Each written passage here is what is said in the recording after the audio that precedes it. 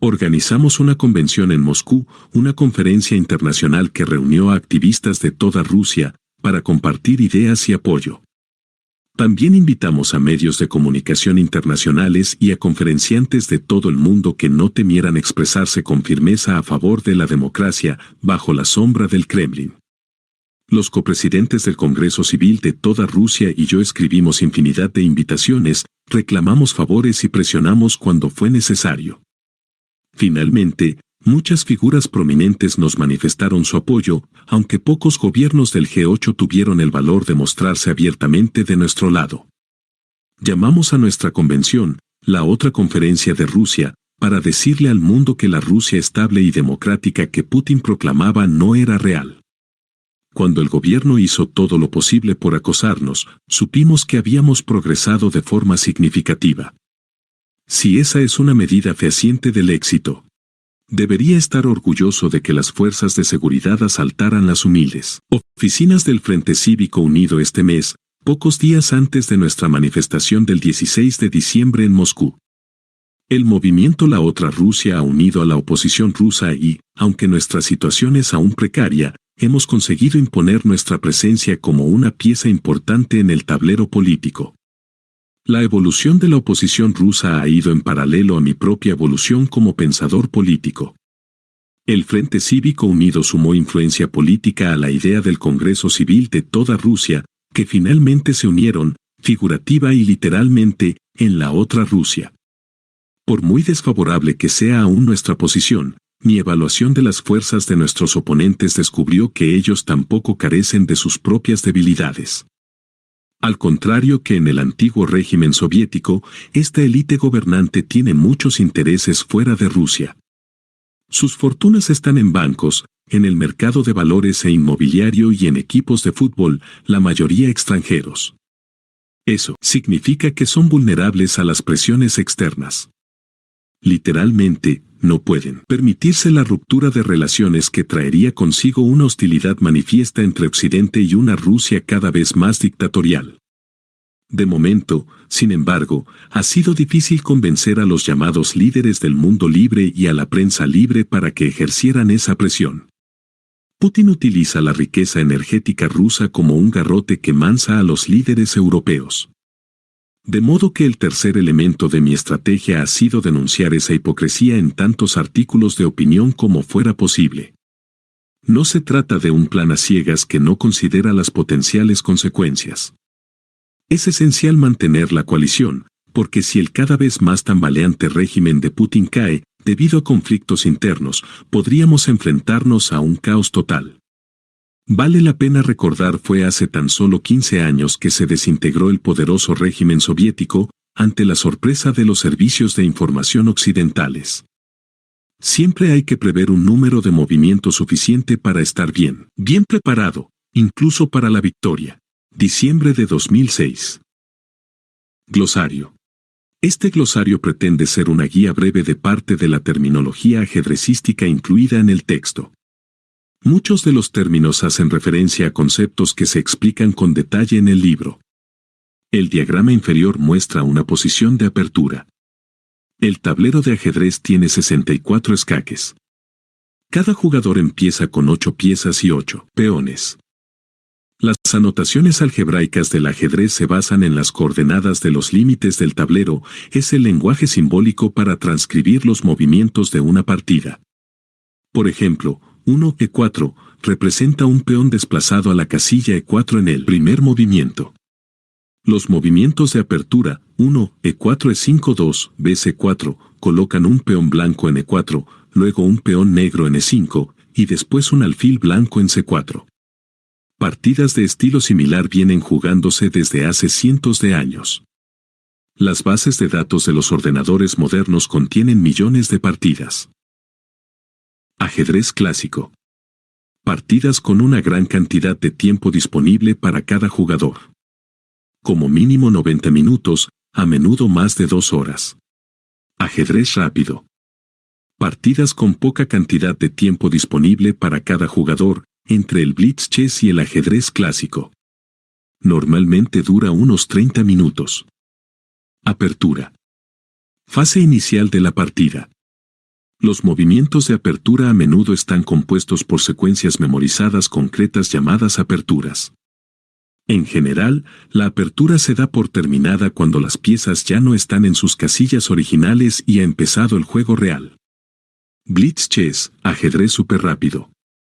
Partidas en las que cada jugador dispone de muy poco tiempo, normalmente 5 minutos. Centro.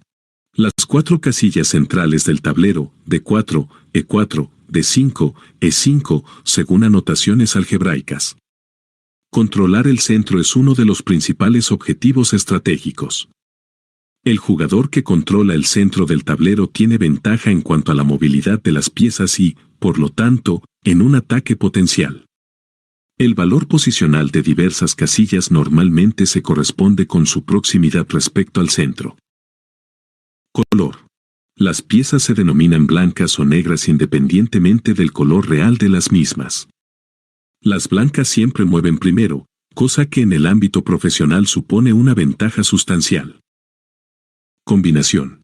Secuencia forzosa de movimientos que a menudo implican el sacrificio de una pieza con un objetivo específico. Control del tiempo. Cantidad de tiempo establecido de la que dispone un jugador. Se decide en función de las reglas del torneo y varía muchísimo, desde el ajedrez rápido en el que se dispone de 10 minutos hasta las partidas clásicas que pueden durar 7 horas. Espacio.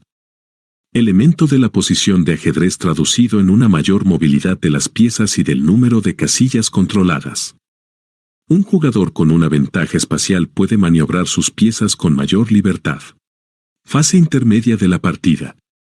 La fase de la partida que sigue a la apertura y precede a la fase final. Los límites no son exactos, ni existe un acuerdo universal sobre los mismos. Como mínimo, se ha completado el desarrollo de las piezas y siguen siendo posibles la estrategia compleja y las tácticas. FIDE. Federación Internacional de Ajedrez, conocida por su acrónimo francés, Fédération Internationale des Échecs. Final de partida. La fase final de la partida llega después de la fase intermedia. Se han intercambiado la mayoría de las piezas y el juego pasa a ser técnico en lugar de estratégico. Gambito. Apertura en la que una de las partes ofrece entregar material a cambio de una compensación en forma de ventaja posicional. Gran Maestro. Jugador que posee títulos de máxima categoría internacional. Con raras excepciones, el título se otorga a un jugador que ha ganado 3 torneos eliminatorios y ha conseguido un mínimo de 2.500 puntos. Iniciativa. La capacidad de crear amenazas contra la posición del oponente. El jugador que tiene la iniciativa controla el curso de la partida en función de su capacidad de crear más amenazas eficaces. Jaque. Cuando el rey de un jugador es atacado. El jugador que se encuentra en jaque debe hacer una de estas 3 cosas: mover el rey, capturar la pieza atacante o interponer una pieza que bloquee la línea de ataque. Jaque mate. Una posición en la que el rey no puede evitar ser capturado. De hecho, nunca se captura al rey. Es el final definitivo de la partida. Material. Total de piezas y peones en el tablero, menos el rey que nunca deja el tablero. La ventaja material significa poseer mayor valor total de piezas. Partida. Enfrentamiento entre 2 jugadores. Peón. La pieza de ajedrez con menos valor, debido a su limitada movilidad. Cada jugador empieza con 8 peones. A los peones no se les suele denominar piezas, término que se utiliza para el resto de las huestes. Los peones tienen la singular capacidad de convertirse en una pieza, casi siempre la reina, cuando llegan al lado opuesto del tablero. Puntuación, o puntuación Elo. Representación numérica de la actuación de un jugador, basada en el resultado de cada partida. En 1970, la FIDE adoptó el sistema de puntos desarrollado por el catedrático de física norteamericano Arpad Elo. Los grandes maestros suelen tener una puntuación entre 2.500-2.800 más. Un buen jugador de torneos amateur puede llegar a 1.800 puntos. Un principiante adulto podría llegar a 1.200 puntos, después de disputar torneos durante varios meses. La categoría en la que se clasifica un jugador suele depender de unos 200 puntos de diferencia. Reloj de ajedrez. Doble medidor de tiempo que muestra el tiempo que le queda a cada jugador. Un jugador hace su movimiento y pulsa el reloj. Eso detiene la marcha de su reloj y activa simultáneamente el reloj de su oponente. El reloj controla el tiempo de la partida entera, no de cada movimiento. Un jugador pierde cuando su tiempo acaba. Sacrificio. Ceder material a cambio de ventaja posicional o táctica material. Normalmente, el sacrificio tiene un objetivo táctico específico, como crear oportunidades de ataque contra el rey del rival. Tablas. Fin de la partida sin un resultado decisivo. Normalmente, eso sucede tras una oferta y un acuerdo entre los jugadores. Puede darse también por norma, si se llega a un punto muerto, no existe evolución, después de 50 movimientos, o se repite 3 veces la misma posición. En el sistema de puntuación tradicional, las tablas valen medio punto para cada jugador. Tácticas. Métodos para llevar a la práctica un plan estratégico. Todos los movimientos de una partida de ajedrez tienen varios componentes tácticos. Las tácticas requieren cálculo y son la base de las combinaciones. Torneo. Una serie de partidas entre dos jugadores. Valor de las piezas. El poder relativo de las piezas se mide normalmente comparando su valor con un número de peones. Reyes y alfiles valen 3 peones, y la pareja de alfiles una fracción más, las torres 5 peones, la reina 9 peones. Victoria.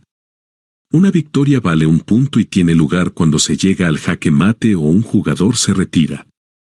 Muy pocas partidas profesionales acaban en jaque mate, pues los jugadores se retiran en cuanto la derrota parece inevitable. Garry Kasparov, Bakú, Azerbaiyán, 13 de abril de 1963. Su nombre completo es Garry Kimovich Kasparov. Gran maestro de ajedrez azerí de origen armenio, campeón del mundo de ajedrez, escritor y activista político ruso. Kasparov se convirtió en el campeón del mundo más joven de la historia en 1985. Mantuvo el título mundial oficial de la FIDE hasta 1993, cuando una disputa con la federación lo llevó a crear una organización rival, la Professional Chess Association. Continuó manteniendo el campeonato del mundo de ajedrez clásico hasta su derrota frente a Vladimir Kramnik en 2000.